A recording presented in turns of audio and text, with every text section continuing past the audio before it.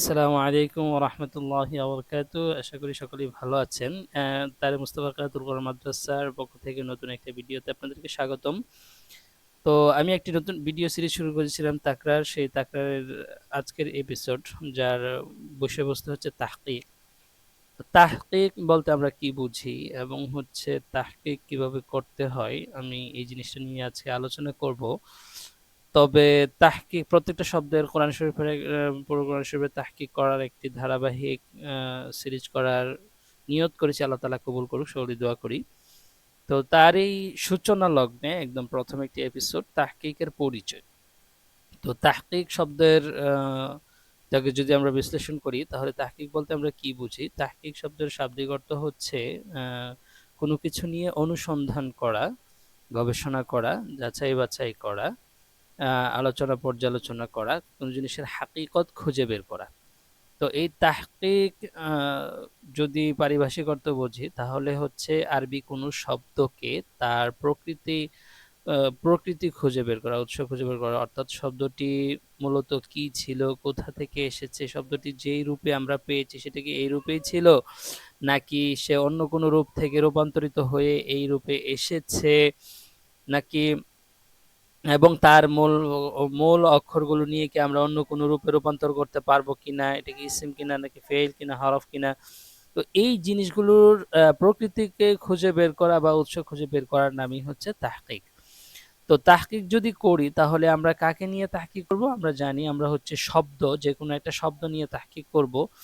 তো সেই শব্দগুলোকে তাহকিক করার জন্য আমরা প্রথমে একটা ফিল্টারে শব্দগুলোকে রাখবো, অর্থাৎ তাহকিক করার পূর্বে আমাদেরকে জানতে হবে এই শব্দটা কি, কোন শব্দের যে অনেকগুলো প্রকার রয়েছে সেটার কোন প্রকারে পড়েছে, শব্দের কি কি প্রকার রয়েছে আমরা যদি জানি, যে আরবির যতগুলো লফজে মৌজু আছে, অর্থাৎ আমরা অনেকেই একটি নকশা জানি যে লফজ দুই প্রকার, মৌজু মুহমাল। এর মধ্যে থেকে মৌজুটা হচ্ছে দুই প্রকার, মুফরদ এবং হচ্ছে মুরাক্কাব। সেই মুফরদ নিয়েই কিন্তু আমাদের হচ্ছে তাহকিক, কারণ মুরাক্কাব নিয়ে আসলে আলোচনা হয়, তবে মুরাক্কাব নিয়ে আলোচনাটা তারকিবের আলোচনা হয়, তাহকিক নিয়ে আলোচনা হয়। এই জন্য হচ্ছে লফজে মৌজুর যে মুফরাদ রয়েছে, যেটাকে কালিমা বলে, সেই কালিমা শব্দগুলোকে আমরা কালিমার প্রকার ভেদে ফিল্টারিং করব এবং দেখব যে শব্দটা কি ইসিম, নাকি শব্দটা ফেইল, নাকি হরফ।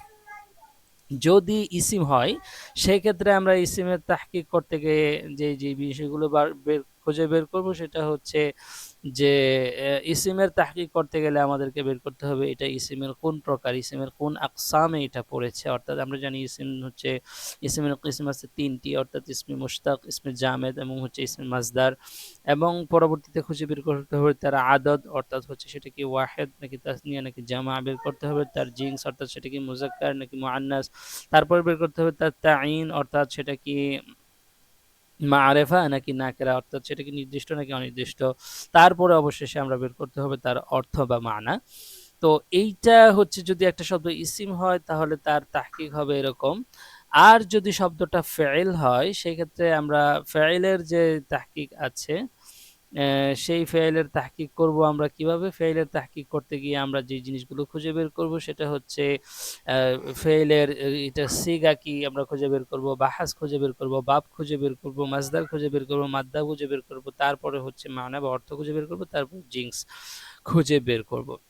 তো এই যে বিষয়গুলো আমরা করব, সেটা তখনই করব যখন একটা শব্দ ইসিম না ফেইল নাকি হরফ এটা জানার পরে। তাহলে আমরা একটা শব্দ ইসিম কোনটা, ইসিম কোনটা, ফেইল কোনটা, হরফ, এই কালিমার মধ্যে এটা কোন প্রকারে পড়লো, একটা শব্দকে নিলাম, নিয়ে বুঝলাম সেটা একক শব্দ, একক শব্দের মধ্যে ফেললাম, শব্দ ফেলার পরে একক শব্দ কিন্তু তিন প্রকার, মওজু মুফরাদ, যে কালিমা তিন প্রকার, ইসিম ফেইল হরফ। এখন কথা হচ্ছে এই কালিমাটা কোন প্রকারে পড়লো, এটা কি ইসিম নাকি ফেইল নাকি হরফ, এটা আমরা এক দৃষ্টিতে বুঝবো কিভাবে?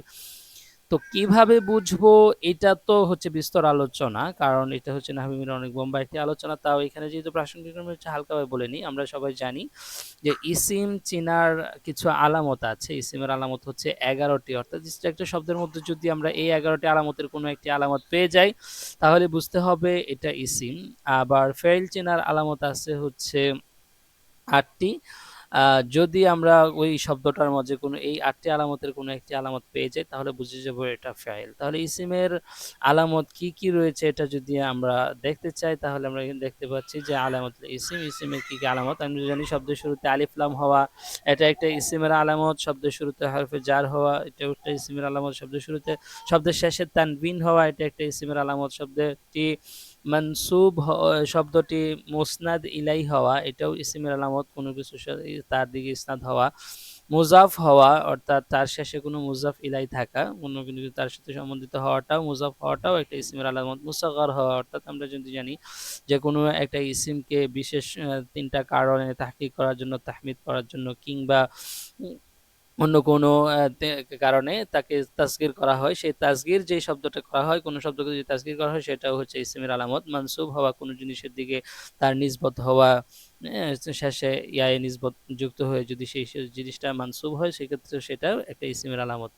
তারপরে হচ্ছে মুসান্না হওয়া ইসমের আলামত, তারপরে মাজমু হওয়া ইসমের আলামত, তারপরে হচ্ছে মৌসুফ হওয়া ইসমের আলামত, তার হচ্ছে তায়ে মুতাহারিকা থাকা, শেষে তায়ে মুতাহারিকা থাকা ইসমের আলামত। তো এই যে ১১টা আলামত রয়েছে, এই ১১টা আলামতের কোনো একটি আলামত থাকলে আমরা বুঝে যাব সেটা ইসিম। সেক্ষেত্রে এই ইসিমের তাহকিক করতে গিয়ে আমরা এই ৫টা জিনিস সেখান থেকে খুঁজে বের করব।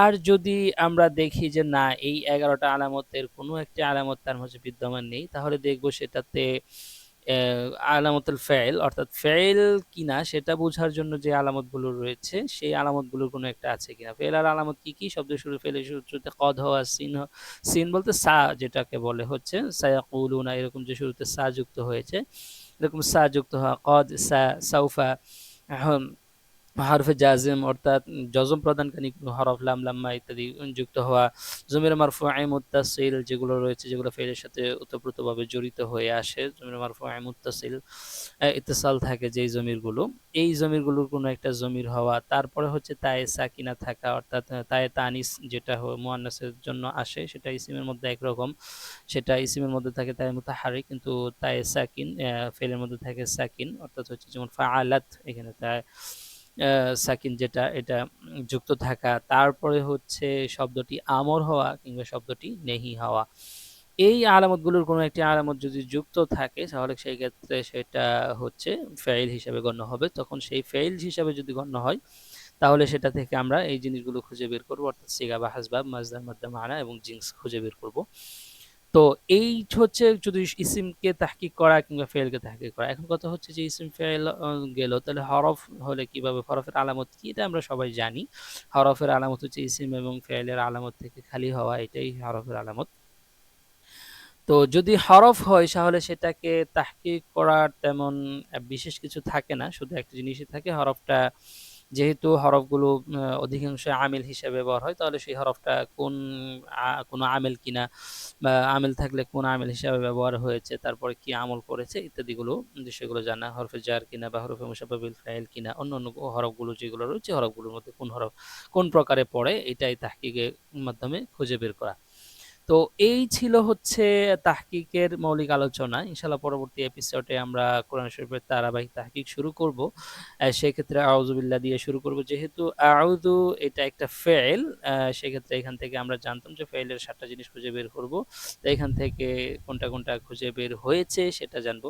তবে আউযু, এখন কথা হচ্ছে আউযু শব্দটা যে ফেল এটা আমরা কিভাবে বুঝলাম, কারণ এর শুরুতে কিন্তু কদ, সা, সাউফা কিংবা হরফে জাজেম বা অন্য কোনো যে আলামত, যে আলামতগুলোর কথা আমরা বলেছি আমর হওয়া, নেহি হওয়া, এই আলামতগুলোর মধ্যে কোনো একটি আলামত নেই। তাহলে এটা আমরা কিভাবে বুঝলাম যে এটা হচ্ছে ফেল? তবে এই যে হরফে যে ফেল বোঝার যে আলামতগুলো আমরা বলেছি সেই আলামতগুলো সরাসরি বিদ্যমান থাকা কিংবা সেই আলামতগুলো গ্রহণ করার যোগ্যতা থাকা এটাও একটা ফেলের আলামত। যেমন এই যে আউযু পড়লাম, এই আউযু এমন একটা ফেল যার মধ্যে আসলে যদি আমরা কদ আউযু বলি তাহলে কদ সে গ্রহণ করবে, এবং হচ্ছে যদি এটাকে আমরা বলি সাআউযু আমি অচিরেই আশ্রয় প্রার্থনা করব, সেক্ষেত্রে কিন্তু সা যুক্ত এখানে সা কি করবে, এটাকে গ্রহণ করবে। অর্থাৎ যেই আলামতগুলো আছে আলামতগুলো সরাসরি বিদ্যমান নেই কিন্তু আলামতগুলো সে গ্রহণ করার যোগ্যতা রাখে, সেজন্যই সেটা আমরা বুঝে নিলাম যে এটা একটা ফেল। আর পাশাপাশি মুজারে হয়ে যাওয়া মুজারের সিগাগুলো সাধারণত আমরা রূপ দেখে অনেক সময় বুঝে যাই আলামতগুলো শূন্য থাকলেও, এবং শেষে এখানে যে আরাব হিসাবে জম্মা গ্রহণ করেছে, আরাব হিসাবে জম্মা গ্রহণ করেছে, এবং এখানে পেশটা জম্মাটা হচ্ছে স্পষ্ট আছে, এটাও একটা ফেল হওয়ার আলামত। তো ইনশাল্লাহ এগুলা ধারাবাহিকভাবে পরবর্তী আলোচনায় আসবে। এটা আমি হচ্ছে পরবর্তী আলোচনা, আজকের মূল আলোচনা যেটার জন্য ছিল যে তাহকিক আমরা কিভাবে করব এবং তাহকিক করতে কি কি বিষয় প্রয়োজন পড়ে, কোন কোন বিষয়গুলো লক্ষ্য রেখে আমরা তাহকিকের দিকে আগাবো, এই জিনিসটাই বোঝানো বা আলোচনা করাই হচ্ছিল আজকের তাকরারের মূল অংশ।